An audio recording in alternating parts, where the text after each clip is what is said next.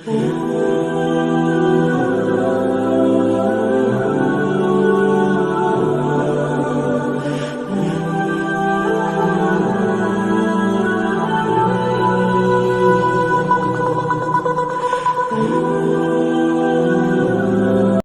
الشیخ جناب التمش صاحب سلفی حفظ اللہ جو ہمارے درمیان موجود ہے، تشریف فرما ہے۔ میں آپ سے بصد ادب گزارش کرتا ہوں کہ آپ ڈائز پر تشریف لائیں اور اپنے اس موضوع کی وضاحت کریں۔ اس شعر کے ساتھ میں آپ کو دعوت دیتا ہوں کہ نہیں تیرا نشیمن قصر سلطانی کے گنبد پر، تو شاہی ہے بسیرا کر پہاڑوں کی چٹانوں میں۔ فضیلت الشیخ جناب التمش صاحب آپ کے سامنے۔ الحمدللہ رب العالمین والصلاة والسلام علی رسولہ الکریم، اما بعد۔ قال اللہ تعالی فی القرآن المجید والفرقان الحمید، اعوذ باللہ من الشیطان الرجیم، بسم اللہ الرحمن الرحیم، وما خلقت الجن والانس الا لیعبدون۔ وقال تعالی فی موضع آخر، وَلَقَدْ بَعَثْنَا فِي كُلِّ أُمَّةٍ رَسُولًا أَنِ اعْبُدُوا اللَّهَ وَاجْتَنِبُوا الطَّاغُوتَ إلى آخر الآية۔ رب اشرح لي صدري ويسر لي أمري واحلل عقدة من لساني يفقهوا قولي رب زدني علما، آمین۔ حاضرین، بزرگوں، بھائیوں اور باعزت علماء کرام اور ہماری مائیں اور بہنیں اور عزیز بچوں، ہر طرح کی تعریف، بڑائی، کبریائی یہ صرف اور صرف اس اللہ رب العالمین کے لیے حقیقت میں ہے جس نے ہم اور آپ کو انسان بنایا، مسلمان بنایا اور کتاب و سنت سے محبت کرنے والا اور اس کے مطابق اپنی زندگی گزارنے کی کوشش رکھنے والا اللہ رب العالمین نے ہم کو بنایا۔ اللہ رب العالمین کا یہ جو احسان ہے، یہ بہت بڑا احسان ہے جس کا اندازہ ہم نہیں لگا سکتے۔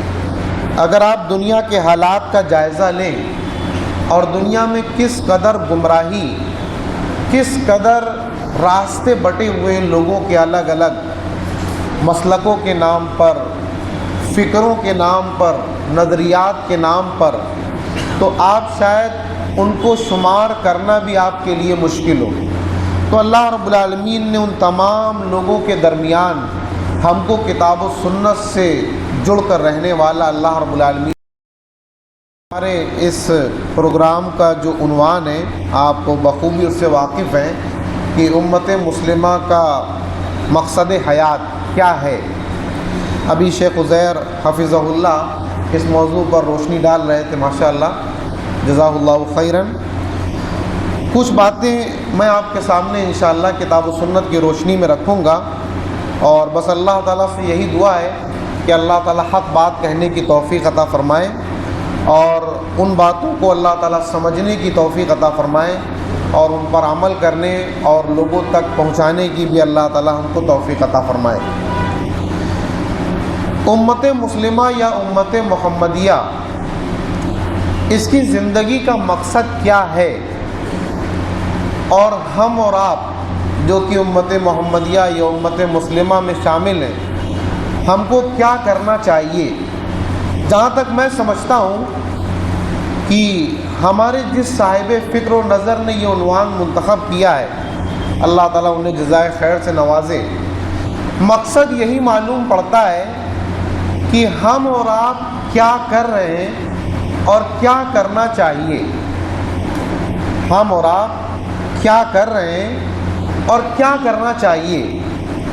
کیا جو کرنا چاہیے اگر ہم وہی کر رہے ہیں تو الحمدللہ، لیکن اگر جو کرنا چاہیے ہم وہ نہیں کر رہے ہیں بلکہ کچھ اور کر رہے ہیں، تو ہم کو وہ کرنا چاہیے جو کہ ہمارا ذمہ داری ہماری ہے اور جو ہمارے اوپر اللہ رب العالمین کی طرف سے وہ کام عائد کیے گئے ہیں۔ بس انہی باتوں کے ساتھ انشاءاللہ میں اپنی بات کو ختم کروں گا اور یہی آپ کے سامنے رکھوں گا کہ ہمیں کیا کیا کرنا چاہیے کتاب و سنت کی روشنی میں۔ آئیے میں شروعات کرتا ہوں۔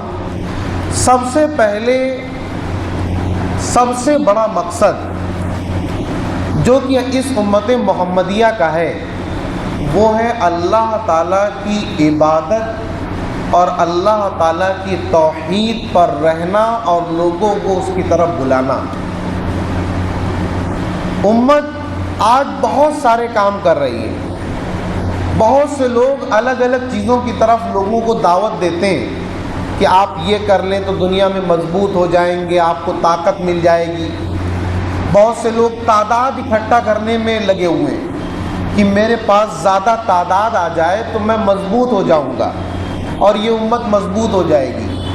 کوئی دولت کمانے کی طرف آپ کو دعوت دے گا کہ زیادہ پیسہ ہوگا تو آپ مضبوط ہوں گے۔ کوئی آپ کو صرف اس طرف دعوت دے گا کہ آپ کے پاس زیادہ ڈگریاں اگر ہوں گی ایجوکیشنل اکیڈمک تو آپ بہت مضبوط ہوں گے۔ لیکن اگر آپ اپنے پرانے زمانے کی طرف لوٹ کر جائیں، اپنے اسلاف کی طرف لوٹ کر دیکھیں، یعنی ہمارے نبی صلی اللہ علیہ وسلم اور ان کے ساتھ ان کے ساتھی صحابہ، پھر ان کے بعد تابعین، پھر تب تابعین، پھر ان کے بعد جو اور سلسلہ بڑھتا گیا، ان سب کی زندگی کا مین مقصد کیا تھا؟ اگر وہ مقصد ہمیں حاصل ہو جائے تو انشاءاللہ ہم کامیاب ہیں۔ باقی اور کچھ مل پائے یا نہ مل پائے یہ اللہ کی دین ہے۔ اللہ تعالیٰ ہر ایک کو ہر چیز سے نہیں نوازتا۔ ضروری نہیں ہے کہ ہر شخص کو اللہ تعالیٰ ہر چیز سے نواز دے، لیکن یہ نعمت اگر کسی کو مل گئی، توحید کی نعمت، یہ سب سے بڑی نعمت ہے۔ آئیے میں اس کے لیے آپ کے سامنے ایک دلیل پڑھ رہا ہوں، بہت ہی مشہور آیت ہے۔ اللہ رب العالمین نے سورہ ذاریات کی آیت نمبر 56 کے اندر اللہ تعالیٰ نے کہا، بہت سادے انداز میں لیکن بہت عمدہ طریقے سے اللہ نے کہا، وَمَا خَلَقْتُ الْجِنَّ وَالْإِنسَ إِلَّا لِيَعْبُدُونَ، کہ میں نے انسانوں کو اور جناتوں کو صرف اس لیے پیدا کیا کہ وہ صرف میری عبادت کریں۔ یعنی اللہ تعالیٰ نے اس آیت کے اندر دو باتیں بتلائی ہیں۔ پہلی بات تو اللہ تعالیٰ نے یہ بتلائی کہ انسانوں اور جناتوں کے پیدا کرنے کا مقصد ہے کہ صرف اللہ تعالیٰ ہی کی عبادت، یعنی ایک تو عبادت اور وہ بھی صرف اللہ کی، یہ سب سے بڑا مقصد ہے۔ ہم امت محمدیہ، امت مسلمہ اگر اس چیز میں مکمل ہیں، اگر یہ کام ہم کر رہے ہیں تو یہ سمجھ لیں کہ اللہ تعالیٰ کی رحمت ہے آپ پر۔ اللہ رب العالمین نے آپ کو موقع دیا ہے کہ آپ اللہ رب العالمین کی توحید پر ہیں اور لوگوں کو اللہ کی توحید کی طرف دعوت دے رہے ہیں۔ لیکن اگر ہم اور آپ یہ کام نہ کر رہے ہوں تو پھر ہم اس بات پر غور کریں، کیا ہم صرف اپنے کاروبار میں تو نہیں لگے ہوئے؟ کیا ہم صرف اپنی دنیا کو بنانے میں تو نہیں لگے؟ کیا ہم صرف نام کمانے میں تو نہیں لگے ہوئے؟ کیا ہمارا مقصد صرف دنیاوی مضبوطی تو نہیں ہے؟ آخرت میں ہمارا کیا ہونا ہے یہ اس دنیا کی زندگی طے کرے گی۔ یعنی اگر اس اعتبار سے ہم غور کریں دنیا کی زندگی پر کہ آخرت انسان کی اسی دنیا کی محنت پر منحصر ہے، تو یہ دنیا کی زندگی بڑی اہم ہے۔ یعنی جیسی ہم اس دنیا کی زندگی گزاریں گے اسی طرح آخرت کا انجام ہوگا۔ تو ہم سب سے پہلی بات یہ یاد رکھیں، کیا ہمارے اندر اللہ کی توحید ہے؟ شرک سے ہم بچے ہوئے ہیں یا نہیں؟ ویسے تو یہ بہت تفصیل طلب موضوع ہے، شرک اور توحید، لیکن میں بہت تفصیل میں نہیں جانا چاہتا کیونکہ ہمارا موضوع الگ ہے۔ تو میں آپ کو مختصر طور پر یہ بتلاتا چلوں کہ توحید کا مختصر طور پر اگر ہم معنی سمجھ لیں تو اس کا معنی یہ ہے کہ ہر طرح کی عبادت اور ہر طرح کے اللہ تعالیٰ کے کام اور ہر طرح کی صفت جو اللہ رب العالمین کے بارے میں قرآن اور حدیث کے اندر بیان کی گئی ہے، ان تمام چیزوں میں اللہ تعالیٰ کو ایک ماننا اور ایک جاننا توحید ہے۔ امت کے حالات اگر آپ دیکھ لیں تو شرک میں یہ امت ڈوبتی چلی جا رہی ہے، ڈوبتی چلی جا رہی ہے۔ ایک چھوٹی سی مثال میں دوں گا، اور یہ بہت عام فہم مثال ہے کہ اگر صرف آپ شرک کا اندازہ لگائیں کہ شرک کتنی خطرناک چیز ہے اور اس سے بچنا بھی بہت آسان نہیں ہے۔ ایک چھوٹی سی مثال، اور یہ کبھی مت سمجھیں کہ ہم سے شرک نہیں ہو سکتا، یہ تو دماغ سے نکال دیں کہ ہم سے شرک نہیں ہو سکتا۔ کیوں؟ کیونکہ ہم تو اہل حدیث ہیں۔ صرف یہ سوچ لینا ہمیں شرک سے نہیں بچا پائے گا جب تک ہم حقیقت تک نہ پہنچ جائیں۔ ایک چھوٹی سی مثال، کوئی شخص اگر کوئی بھی عبادت کر رہا ہے، اگر اس کا مقصد کہیں سے بھی یہ ہو گیا کہ مجھ کو اس عبادت کے ذریعے سے دنیا میں شہرت مل جائے گی، لوگ میری تعریف کرنے لگ جائیں گے، یہ شرک ہے۔ اگرچہ بہت بڑا شرک نہیں ہے، شرک جلی اور شرک اکبر نہیں ہے، لیکن میں یہ بتلانا چاہتا ہوں کہ یہ بھی شرک ہے۔ تو یہ مت کبھی مت سوچیں کہ ہم سے شرک نہیں ہو سکتا۔ شرک اتنا چھپا ہوا بھی ہوتا ہے کہ آدمی اس کا احساس تک نہیں کر پاتا۔ بعض احادیث میں اللہ کے نبی صلی اللہ علیہ وسلم نے لفظ استعمال کیا کہ شرک اتنا بھی چھپا ہوتا ہے بعض دفعہ کہ جیسے اندھیری رات اور کالا پتھر اور اس کے اوپر کوئی کالی چیونٹی چل رہی ہو، اس کو سمجھنا، اس کا اندازہ لگانا کہ یہاں پر چیونٹی ہے اور جا رہی ہے، کتنا مشکل ہو سکتا ہے، کتنا چھپا ہوا ہو سکتا ہے، ویسے ہی یہ شرک بھی ہوتا ہے بعض دفعہ۔ تو اس لیے میرے بھائیوں، ہم اس بات کو ہمیشہ یاد رکھیں کہ ہماری اور آپ کی زندگی کا سب سے بڑا مقصد یہی ہے کہ ہم اللہ کی توحید پر قائم رہیں اور اسی کی طرف لوگوں کو دعوت دیں۔ اگر ہماری زندگی سے یہ چیز ختم ہو گئی تو ہمیں کچھ بھی مل جائے بیکار ہے، لیکن اگر ہمارے پاس یہ نعمت ہے، ایک وقت دو وقت ہم بھوکے بھی رہیں تو ہمیں اللہ رب العالمین کا شکر ادا کرنا چاہیے، کیونکہ یہ ایک ایسی نعمت ہے کہ جس انسان سے یہ نعمت چھن جائے اس کی آخرت برباد ہو سکتی ہے، اس کی دنیا بھی برباد ہو سکتی ہے۔ ایک اور آیت میں آپ کے سامنے پڑھ رہا ہوں، اس آیت سے آپ کو اندازہ اور لگانا آسان ہوگا کہ اللہ تعالیٰ نے تمام رسول جو بھیجے ان کو اللہ تعالیٰ نے یہی سب سے بڑا دعوت کا کام دے کر بھیجا۔ اللہ نے کہا، سورہ نحل کی آیت نمبر 36 ہے، 36، اللہ نے کہا وَلَقَدْ بَعَثْنَا فِي كُلِّ أُمَّةٍ رَسُولًا أَنِ اعْبُدُوا اللَّهَ وَاجْتَنِبُوا الطَّاغُوتَ۔ اللہ نے کہا کہ ہم نے ہر امت کے اندر ایک رسول بھیجا اور ان کو یہ دعوت دینے کا کام دیا، اللہ نے یہ مشن اللہ نے ان کا بنایا، ان اعبدوا اللہ، کہ صرف اللہ کی عبادت کرنا، واجتنبوا الطاغوت، اور طاغوت سے بچنا، شیطان سے بچنا، یعنی ہر طرح کے شرک سے بچنا۔ تو یہ بات سب سے پہلی یاد رکھیں کہ ہمارا اور آپ کا اس زندگی کا مقصد ہے توحید پر رہنا، شرک سے بچنا، توحید کی طرف دعوت دینا اور لوگوں کو شرک سے بچنے کی طرف دعوت دینا۔ دوسرا جو مقصد ہے ہمارے اور آپ کا اور اس زندگی کا، کسی طریقے سے اللہ کو خوش کر لینا، کسی طریقے سے اللہ خوش ہو جائے، یہ جذبہ ہمارے دل کے اندر ہونا چاہیے۔ ہم کوئی عبادت کا کام کر رہے ہیں، کیوں کر رہے ہیں؟ تاکہ اللہ خوش ہو جائے۔ ہم کسی کو کچھ صدقہ دے رہے ہیں، کسی کی مدد کر رہے ہیں، مقصد کیا ہونا چاہیے؟ کہ اللہ خوش ہو جائے۔ یہ ہمارا فریضہ ہے، یہ ہمارا طریقہ ہے، یہ ہمارا شعار ہے کہ ہمارا ہر کام اللہ کو راضی کرنے کے لیے ہوتا ہے اور ہمارا کوئی مقصد نہیں ہوتا۔ جس دن ہماری موت آئے گی وہ بھی اللہ کو خوش کرتے ہوئے آئے گی انشاءاللہ۔ جتنی زندگی اللہ نے دی ہے، اس زندگی کا مقصد ہے اللہ کو خوش کرنا، عبادت کا مقصد ہے اللہ کو خوش کرنا، کسی سے دوستی کر رہے ہیں اللہ کو خوش کرنے کے لیے، اگر کسی سے تعلقات خراب کر رہے ہیں تو صرف یہ مقصد ہے کہ اللہ خوش ہو جائے۔ مومن کی زندگی کا ہر کام، ہر عمل اللہ کو راضی کرنا ہوتا ہے۔ آئیے میں دلیل کے طور پر آپ کے سامنے حضرت سلیمان علیہ السلام کی ایک دعا کا ذکر کرتا ہوں۔ اللہ رب العالمین نے سورۃ النمل کی آیت نمبر 19 کے اندر اس دعا کو ذکر کیا ہے۔ حضرت سلیمان علیہ السلام، جن کو آپ اچھی طرح جانتے ہیں، حضرت داؤد علیہ السلام کے بیٹے، اللہ رب العالمین نے ان کو طرح طرح کے معجزات سے نوازا تھا۔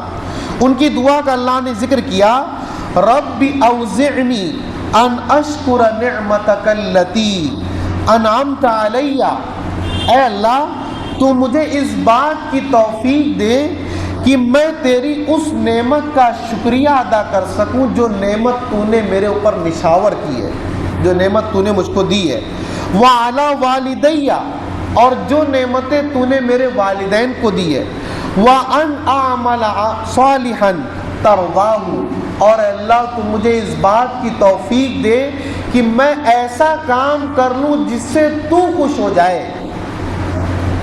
یہی مین پوائنٹ ہے۔ یعنی سلیمان علیہ السلام اللہ تعالیٰ سے کیا دعا کر رہے ہیں کہ اللہ تعالیٰ مجھے ایسے عمل کی توفیق دے جس سے تو خوش ہو جائے۔ آج میرے بھائیوں ذرا یہ غور کا مقام ہے، ہم آج اپنی زندگیوں کے اندر کس قدر بزی ہیں۔ آج یہ لفظ اتنا عام ہو چکا ہے، عام اس لیے کہہ رہا ہوں کہ ہماری زبان پر ہر وقت یہی لفظ آتا ہے کہ بھائی آپ یہ کیوں کام نہیں کر پا رہے ہیں؟ بہت بزی ہوں۔ یہ کام کیوں نہیں کر پا رہے ہیں؟ بہت بزی ہیں۔ وہ کام کیوں نہیں کر پا رہے ہیں؟ بہت بزی ہیں۔ ہم نے دراصل اپنے آپ کو صرف اور صرف اپنی خواہشات میں لگا رکھا ہے، اور ہم اسی میں دراصل بزی ہیں، ہم اور کسی چیز میں بزی نہیں ہیں۔ ہم بزی صرف اور صرف اپنی خواہشات کو پورا کرنے میں۔ ہمارے پاس وقت نہیں ہے اللہ کو خوش کرنے کے لیے، ہمارے پاس وقت نہیں ہے اپنی برائیوں کو چھوڑنے کے لیے کوشش کرنے کا، ہمارے پاس وقت نہیں ہے توبہ کرنے کا، ہمارے پاس وقت نہیں ہے اپنے والدین کے لیے، ہمارے پاس وقت نہیں ہے آج لوگوں سے ملنے کا۔ ہم بزی ہیں، کتنا بزی ہیں ہم دراصل صرف اور صرف ہر اعتبار سے بس اپنی خواہشات کو پورا کرنے میں بزی ہیں۔ تو ہمیں اور آپ سے اللہ تعالیٰ کو اللہ تعالیٰ سے یہ دعا کرنی چاہیے کہ اللہ تعالیٰ ہم کو ایسے عمل کی توفیق دے جس سے اللہ راضی ہو جائے۔ یقین جانے میرے بھائیوں، آپ اس بات کو اچھی طرح جانتے ہیں، لیکن یہ بات بار بار اپنے آپ کو یاد دلانی چاہیے کہ موت کا وقت کوئی بھی نہیں جانتا۔ اللہ نہ کرے کہیں ہماری موت ایسی حالت میں نہ آ جائے جس وقت اللہ ہم سے ناراض ہو، کہیں ایسا نہ ہو جائے۔ اللہ رب العالمین ہمیں اس چیز سے بچائے، اور ہمیشہ ہم کو اس بات کی کوشش کرنی چاہیے کہ ہم ایسے اعمال کرتے رہیں جس سے اللہ خوش ہو جائے، اور اگر کہیں پر کوئی غلط کام ہو جائے فوراً اللہ سے توبہ کر لیں۔ معلوم نہیں کب موت کا فرشتہ ہمارے پاس آ جائے اور ہم کو یہ دنیا چھوڑ کر جانا پڑے۔ تیسری چیز جو میں آپ کے سامنے پیش کرنا چاہتا ہوں، جو اس امت کے مقصد میں سے، اور وہ کیا ہے آپ شاید سن کر آپ کو تھوڑا عجیب لگے، اس امت کے مقاصد حیات میں سے ایک ہے خوشگوار زندگی۔ خوشگوار زندگی کا مطلب آپ بالکل نہ یہ سمجھیں کہ بہت دولت والی زندگی، بڑی عیش والی زندگی، نہیں میرے بھائیو۔ خوشگوار زندگی کا مطلب ہے دل کی سکون والی زندگی۔ جب تک دل کا سکون نہیں ہوگا ہم اچھا کام بھی نہیں کر سکتے، ہم اپنے گناہوں سے توبہ بھی نہیں کر سکتے۔ آج ہر شخص کسی نہ کسی طریقے سے سکون اور اطمینان کی تلاش میں، لیکن سکون و اطمینان مل نہیں رہا ہے، کیونکہ سکون و اطمینان جہاں سے ملتا ہے ہم وہاں نہیں جا رہے۔ ہم سکون و اطمینان ڈھونڈتے ہیں بہترین پکوان میں، ہم سکون و اطمینان ڈھونڈتے ہیں مہنگی گاڑیوں میں، ہم سکون و اطمینان ڈھونڈتے ہیں خوبصورت اور قیمتی گھروں میں، ہم سکون و اطمینان ڈھونڈتے ہیں دنیا کی جاؤ حشمت اور طاقت میں، لیکن نہیں میرے بھائی، سکون صرف اللہ کے ذکر میں۔ الا بذکر اللہ تطمئن القلوب، اللہ کے ذکر سے ہی دلوں کو سکون ملتا ہے۔ ایک آیت میں آپ کے سامنے اور پڑھ رہا ہوں، اس آیت سے آپ اندازہ لگائیں کہ اللہ رب العالمین اپنے نیک اور صالح بندوں کو اس دنیا کے اندر بھی کیسی زندگی دیتا ہے۔ سورہ نحل کی آیت نمبر 97 نمبر کی آیت ہے۔ اللہ رب العالمین نے کہا من عمل صالحا من ذکر او انثی، جس بھی مرد یا عورت نے نیک عمل کیے، وہو مؤمن، اور اس حال میں کہ وہ ایمان والا ہو، یعنی ایمان کی حالت میں نیک عمل کیا۔ بغیر ایمان کے عمل کی کوئی ویلیو نہیں ہوتی ہے۔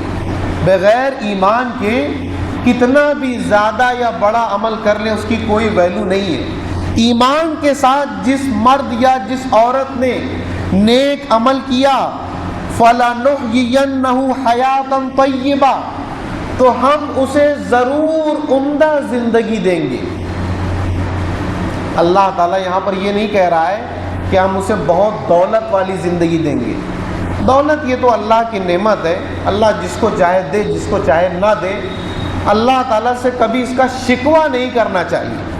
ہاں، آدمی اپنی محنت کرے، اپنی مشقت کرے، کوشش کرے، یہ انسان کا حق ہے، لیکن اللہ اسے کیا دے، جو اللہ اسے دے اس کے لیے بہتر ہے وہ، اور اللہ اسے نہ دے تو وہ بھی بہتر ہے اس کے لیے۔ یہاں پر جو اللہ رب العالمین حیاتاً طیبہ، عمدہ زندگی کی جو بات کر رہا ہے، یہ وہ زندگی ہے جس زندگی میں انسان مطمئن ہوتا ہے کہ الحمدللہ آج جس کنڈیشن میں بھی میں ہوں اللہ کا شکر ہے، میں جو ہوں اللہ کا شکر ہے، جو نہیں ہوں اللہ کا شکر ہے۔ اس کا دل اطمینان محسوس کرے، ڈر محسوس نہ کرے، ہر کام کو کرنے میں اس کا دل آزادی محسوس کرے، سوائے اللہ کے کسی کا ڈر نہ اس کے دل میں۔ یہ وہ زندگی ہے جو اسلام ہر امت محمدیہ اور امت مسلمہ کے فرد کو دینا چاہتا ہے، لیکن یہ زندگی ملتی کب ہے؟ ایمان اور نیک عمل کرنے کے بعد۔ ایک حدیث میں آپ کے سامنے پڑھ رہا ہوں، بہت ہی مشہور حدیث ہے۔ اللہ کے نبی صلی اللہ علیہ وسلم نے اس حدیث کے اندر گناہ کی ایک ڈیفینیشن بیان کیا ہے کہ گناہ کسے کہتے ہیں، اس کو پہچاننے کا طریقہ اللہ کے نبی صلی اللہ علیہ وسلم نے بتلایا ہے۔ ویسے تو گناہ جو بھی اسلام میں سب کلیئر بتا دیے گئے کہ کیا غلط ہے، کیا صحیح ہے، کیا گناہ ہے، کیا ثواب ہے، لیکن پھر بھی اگر کہیں پر انسان کنفیوز ہو جائے کہ یہ غلط ہے کہ صحیح، تو اللہ کے نبی صلی اللہ علیہ وسلم نے اس کو پہچاننے کا طریقہ بتلایا۔ وَالْإِثْمُ مَا حَاكَ فِي صَدْرِكَ وَتَتَرَدَّدَ أَن يَطَّلِعَ النَّاسُ عَلَيْهِ، کہ گناہ وہ کام ہوتا ہے جو تمہارے دل میں کھٹکے اور تم کو ڈر محسوس ہو کہ کہیں لوگ اس کو جان نہ لیں۔ پتہ کیا چل رہا ہے یہاں پر؟ پہلی بات تو یہ معلوم ہوئی کہ گناہ کسے کہتے ہیں، یہ تعریف ہے، یعنی گناہ وہ ہے کہ جس کے کرنے کے بعد انسان کے دل میں بے چینی شروع اور یہ سوچے کہ لوگ اس کو جان نہ پائیں، میرا یہ غلط کام چھپا رہے کسی طرح، یہ تو پہچاننے کا طریقہ ہے۔ دوسری بات کیا معلوم ہو رہی ہے کہ غلط کام کرتے ہی انسان کے دل کا سکون ختم ہو جاتا ہے۔ تو کہنے کا مطلب یہ ہے کہ انسان جیسے ہی غلط کام کرنا شروع کرتا ہے اور عمل صالح سے دور ہوتا ہے، اس کی زندگی اطمینان سے خالی ہونے لگتی ہے، اور جب اس کی زندگی اطمینان سے خالی ہونے لگتی ہے تو وہ لوگوں سے بھاگتا ہے، کہیں لوگ اس کے گناہوں کو نہ جان لیں، کہیں اس کے غلط کاموں کو پر ٹوکنے نہ لگیں، وہ لوگوں سے ملنا جلنا چھوڑ دیتا ہے، لوگوں سے الگ تھلگ رہنے لگتا ہے، لوگوں کے ساتھ اٹھنا بیٹھنا بند کر دیتا ہے۔ آج آپ دیکھ لیں، آج ہمارے پاس ایک دوسرے سے ملنے تک کا وقت نہیں ہے عمومی طور پر، الا ماشاء اللہ، سوائے کوئی دنیاوی مقصد کی، اور ہم کیسے جمع ہوتے ہیں، کب جمع ہوتے ہیں، الا ماشاء اللہ۔ تو انسان کو گناہوں سے بچنا چاہیے، تبھی اس کی زندگی اطمینان بخش ہوگی، اور یہ اس امت مسلمہ کے ذمہ داریوں میں سے ایک کام ہے کہ وہ گناہوں سے بچے تاکہ اللہ تعالیٰ اسے سکون کی زندگی عطا کرے اور وہ اچھے کام کر سکے، تاکہ اسے یہ ڈر نہ ہو کہ ہم کس وقت مرے تو اچھا ہو میرے لیے۔ وہ تیار رہے کہ کسی وقت بھی موت کا فرشتہ آ جائے، اسے کوئی بھی ڈر نہیں ہے، اللہ رب العالمین سے ہر وقت وہ توبہ استغفار کرتا رہے۔ اس کے بعد ایک چیز میں آپ کے سامنے رکھ رہا ہوں، اور وہ ہے اس امت کی ذمہ داریوں میں سے اچھائی کا بول بالا کرنا، معروف کا بول بالا کرنا، یعنی ایسا ماحول بنا دینا کہ لوگ اچھائی کرتے ہوئے خوش ہوں اور ایک دوسرے کو بتا کر خوشی محسوس کریں، برائی کو اتنا دبا دیا جائے، غلط کام کو اتنا غلط ثابت کر دیا جائے کہ لوگ غلط کام بتاتے ہوئے شرم محسوس کریں۔ لیکن میرے بھائیوں، آج اس کے برعکس ہم کو دکھتا ہے۔ آج کاروبار میں دھوکہ دینا عقل مندی مانا جاتا ہے، کسی کو بیوقوف بنا کر زیادہ پیسے کمانا عقل مندی مانا جاتا ہے، اور جو ایسا نہ کر سکے لوگ اس کو یہاں تک کہہ دیتے ہیں کہ بھائی تم تو کاروبار کر چکے، تم تو کاروبار کر چکے، یعنی تم نہیں کر سکتے۔ یعنی لوگوں نے اور ہم مسلمانوں نے بھی ایسا ماحول بنا دیا کہ تجارت نام ہے دھوکے کا، تجارت نام ہے جھوٹ کا، نعوذ باللہ۔ یہاں اللہ کے رسول صلی اللہ علیہ وسلم کہہ رہے ہیں کہ جب تک تجارت کے اندر دھوکہ اور جھوٹ نہیں آتا، اللہ کی طرف سے برکت آتی رہتی ہے۔ جہاں اس میں جھوٹ اور دھوکہ آتا ہے، برکت ختم ہو جاتی ہے۔ تو ہم آج جس ماحول میں جی رہے ہیں، ہمارے ماحول میں اچھائی کو بے وقوفی مانا جاتا ہے، اور دھوکے کو، غلط کام کو اور برائی کو عقل مندی، چالاکی، مہارت، ذہانت اور قابلیت مانا جاتا ہے۔ یہ وہ ماحول ہے، یہ مسلمانوں کا ماحول نہیں ہے، یہ امت محمدیہ کا ماحول نہیں ہے۔ یہ وہ ماحول ہے جو امت محمدیہ کے افراد نے غیروں سے لے لیا، اور وہ یہ سمجھ چکے ہیں کہ ہم بھی یہی ہیں۔ میرے بھائیو، یہ ہمارا ماحول نہیں ہے، یہ اسلام کے دشمنوں کی طرف سے مسلمانوں کے اندر انجیکٹ کیا گیا ہے۔ ان کے دماغ میں یہ بات ڈال دی گئی ہے کہ بغیر جھوٹ کے تمہارا کاروبار چل ہی نہیں سکتا۔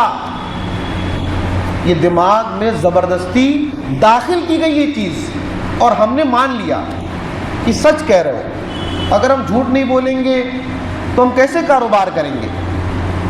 اگر ہم دھوکہ نہیں دیں گے، کسی کو بے وقوف نہیں بنائیں گے، تو ہم کیا کر پائیں گے؟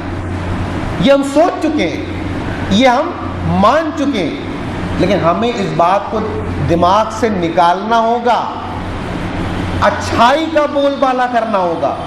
یہ اس امت کے کاموں میں سے اللہ رب العالمین نے اس امت کی تعریف کیسے کیا؟ اللہ نے کہا کنتم خیر امت اخرجت للناس تأمرون بالمعروف وتنہون عن المنکر وتؤمنون باللہ۔ اللہ نے اس امت کی تعریف کی کہ تم وہ امت ہو جو لوگوں کے لیے جن کو نکالا گیا ہے، بھیجا گیا ہے، لوگوں کے لیے جن کو برپا کیا گیا ہے۔ کیا کام ہے تمہارا؟ تأمرون بالمعروف، تم ایک دوسرے کو اچھے کام کا حکم دیتے ہو، وتنہون عن المنکر، صرف اچھے کام کا حکم نہیں دیتے، اگر تمہارے سامنے کوئی غلط کام نظر آتا ہے تو تم اسے روکتے بھی ہو۔ میرے بھائیوں، ایک مسلمان کو برائی لینی پڑتی ہے، ہر آدمی ایک مسلمان کو اچھا نہیں کہتا۔ جو برے لوگ ہوتے ہیں ان کی نگاہ میں ایک مسلمان انتہائی برا آدمی ہوتا ہے، لیکن جو اچھا آدمی ہوگا اس کی نگاہ میں ایک مسلمان سے اچھا اس دنیا کا کوئی انسان نہیں ہو سکتا، کیونکہ اس کا کام کیا ہے؟ برائی کو دیکھنے پر ٹوکنا، اچھائی کے لیے بولنا، اچھائی کے لیے بتانا، لوگوں کو تعلیم دینا، ترغیب دینا، اور برائی کے خلاف زبان کھولنا، برائی کے خلاف اپنی آواز کو بلند کرنا، برائی کے خلاف اتنی مذمت کر دینا کہ لوگ برائی کا کام کرتے ہوئے شرم محسوس کریں، یہ ہمارے کاموں میں سے، لیکن یہ کام تو صرف عالموں کا ہے، شاید ایسا ہی ہے۔ ہم یہ سمجھ کر بیٹھے ہوئے ہیں کہ برائی سے روکنا، اچھے کام کے بارے میں بتلانا، اچھائی کا حکم دینا، یہ صرف عالموں کا کام ہے، باقی سارے لوگ کاروبار کریں، ان کے اوپر کوئی ذمہ داری نہیں ہے، کوئی کام نہیں ہے باقی لوگوں کا، سکون کی زندگی۔ ہاں بھائی اگر پیسہ چاہیے تو مجھ سے آپ لے لیں، باقی میں اور کچھ کر نہیں سکتا، یہ آج کے ہمارے افراد کا کہنا ہے، اللہ ماشاء اللہ، کہ بھائی آپ پیسہ جو چاہیے آپ لے لیجئے، لیکن اور میں کچھ نہیں کر سکتا۔ نہ اس امت کے افراد کو اب علم حاصل کرنے کی ضرورت ہے، نہ اچھائی کے بارے میں بتانے کی ضرورت ہے، نہ برائی سے روکنے کی ضرورت ہے، یہ کام بس اب عالموں کا ہے۔ اب عالم بھی نہ کریں اور کون کرے کون نہ کرے، یہ بات صحیح ہے کہ جنہوں نے گہرائی تک جا کر علم دین لیا ہے ان کی ذمہ داری اول ہے، لیکن امت کا ہر شخص ذمہ دار ہے۔ جتنی بھی معلومات آپ میں سے ہر ایک کو ہے، اتنی معلومات دوسروں تک پہنچانا آپ کی اور ہماری ذمہ داری ہے۔ ہم بچ نہیں سکتے اور نہ ہمیں بچنا ہے۔ یہ اسلام بھلائی کا دین ہے، یہ بھلائی سب تک پہنچنی چاہیے، اپنے تک روک کر نہ رکھیں اس کو، بخیل نہ بنے، ہم اور آپ کنجوس نہ بنے۔ اگر ہم کو اللہ نے کچھ بھلائی سکھلا دی ہے اس دین کے ذریعے تو لوگوں تک پہنچائیں، صرف مسلمانوں تک نہیں، غیر مسلموں کو بھی بتائیں اسلام کے بارے میں، پریکٹیکلی اپنی زبان سے بھی۔ یہ صرف کچھ چند لوگوں کا کام نہیں ہے میرے بھائیوں، ہم اور آپ یہ سمجھ کر نہ بیٹھیں کہ آج ہم نے تقریر سن لی، جمعہ کو ہم تقریر سن لیتے ہیں تو ہم بہت بڑا کام کر لیتے ہیں، نہیں، ہماری اپنی زندگی کا جو پریکٹیکل ہے وہ کیا ہے، ہم میں سے ہر شخص اندازہ لگا سکتا ہے ہم کیا کر رہے ہیں، کیا نہیں کر رہے ہیں، کیا واقعی ہم امت محمدیہ کے ان بہترین افراد میں سے ہیں جو اللہ کے رسول صلی اللہ علیہ وسلم کے امتی ہونے کا حق رکھتے ہیں؟ کیا واقعی ہم وہ کام کر رہے ہیں؟ کیا واقعی ہم اپنی ذمہ داریوں کو نبھا رہے ہیں؟ کیا واقعی ہم جب غلط کام ہوتے ہوئے دیکھتے ہیں تو کیا ہم اپنی زبان کو کھولتے ہیں؟ کیا ہم کسی کو اچھائی بتلانے کے لیے اپنی زبان کھولتے ہیں؟ شاید ہم اس چیز میں بہت پیچھے ہو چکے ہیں، اور اس چیز کو سمجھنے کے لیے ہمارے پاس دماغ بھی نہیں ہے۔ ہمارے پاس دماغ ہے اپنی دنیا کو بنانے کے لیے، اس کے لیے ہم بہت عقل مند ہیں، اس کے لیے تو ہم اتنے عقل مند ہیں کہ ہمیں کوئی دھوکہ نہیں دے سکتا انشاءاللہ، لیکن ہمارے دین کے بارے میں ہمیں کوئی بھی دھوکہ دے سکتا ہے، کوئی بھی غلط بتا کر جا سکتا ہے۔ ہمیں نہ قرآن اٹھا کر پڑھنے کی ضرورت ہے، نہ حدیث کو چیک کرنے کی ضرورت ہے، نہ مطالعہ کرنے کی ضرورت ہے۔ ہم جو کام اب میرا ہے وہ ہم کر رہے ہیں۔ میرے بھائیوں، یہ ہماری جو حالات ہیں، یہ جو ہماری کنڈیشن ہے جس سے ہم بہت اچھی طرح واقف ہیں، اس کو ہمیں بدلنا ہوگا۔ اگر واقعی ہم امت محمدیہ کے افراد میں سے اپنے آپ کو ان افراد میں شامل کرنا چاہتے ہیں جو واقعی نبی صلی اللہ علیہ وسلم کے امتی ہونے کے حقدار ہیں، تو ہمیں اپنے ذہن کو جگانا ہوگا، ہمیں اچھائی کے لیے متحرک ہونا پڑے گا، ہمیں برائی کے خلاف بولنا ہوگا جتنا بھی ہم بول سکیں۔ یہ بات الگ ہے کہ ہر وقت ہر کنڈیشن میں انسان ایک طرح کا ریسپانس نہیں دے پاتا، یہ بات الگ ہے۔ اسی لیے اللہ کے نبی صلی اللہ علیہ وسلم نے 3 کنڈیشن بتلائی کہ اگر تم اپنے ہاتھ سے برائی کو روک سکو تو ہاتھ سے روکو، اپنی طاقت کا بھرپور استعمال کرو، نہیں کر سکتے اگر طاقت نہیں ہے تو کم از کم زبان سے بول دو، اگر زبان سے بھی بولنے کی طاقت نہیں ہے تو پھر ایمان کا سب سے آخری درجہ اگر اس سے نیچے گئے تو ایمان ختم، اور وہ ہے دل میں اس برائی کو برا جان لینا، یہاں اس کے بعد پھر ایمان ختم ہو جاتا ہے۔ تو میرے بھائیوں، میں آپ کے سامنے یہ بات رکھ رہا تھا کہ ہماری اس امت کی ذمہ داری کیا کیا ہے اور ہم کیا کر رہے ہیں اور کیا نہیں کر رہے ہیں، ہم میں سے ہر شخص بہت اچھی طرح جانتا ہے۔ آخر میں کچھ اور باتیں رکھ کر اپنی باتوں کو انشاءاللہ جلدی ختم کرنا چاہوں گا۔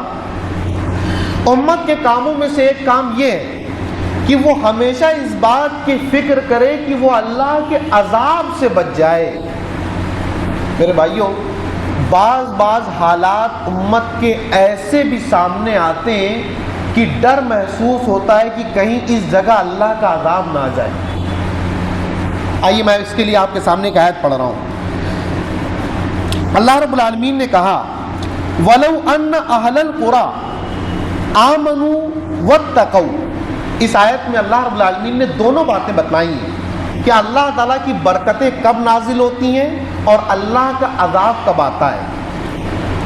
اللہ رب العالمین نے کہا اگر بستیوں والے یعنی لوگ آمنو حقیقت میں ایمان والے ہو جائیں، واتقوا اور ان کے اندر تقوی آ جائے، مختصر لفظوں میں ہر کام کو کرنے سے پہلے اللہ ناراض ہوگا یا خوش ہوگا یہ بات ذہن میں رکھ لیں، یعنی تقوی، یعنی ان کے اندر تقوی آ جائے، یعنی اللہ تعالیٰ کا ڈر اور اس کی خوشی، اللہ رب العالمین کب خوش ہوتا ہے کب ناراض ہوتا ہے یہ احساس جس کے اندر آ جائے، اس کا مطلب ہے اس کے اندر تقوی آ گیا۔ مختصر لفظوں میں اللہ نے کہا اگر بستی والے ایمان والے ہو جائیں اور ان کے اندر تقوی آ جائے تو اللہ کہہ رہا ہے لَفَتَحْنَا عَلَيْهِمْ بَرَكَاتٍ مِّنَ السَّمَاءِ، تو ہم ان کے اوپر آسمان کی برکتوں کے دروازے کھول دیں گے۔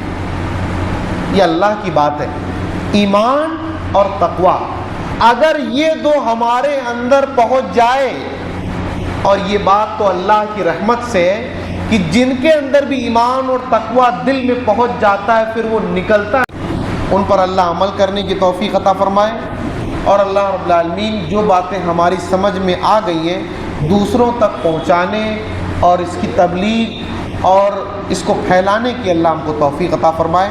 آمین وآخر دعوانا الحمدللہ رب العالمین، والسلام علیکم ورحمۃ اللہ وبرکاتہ۔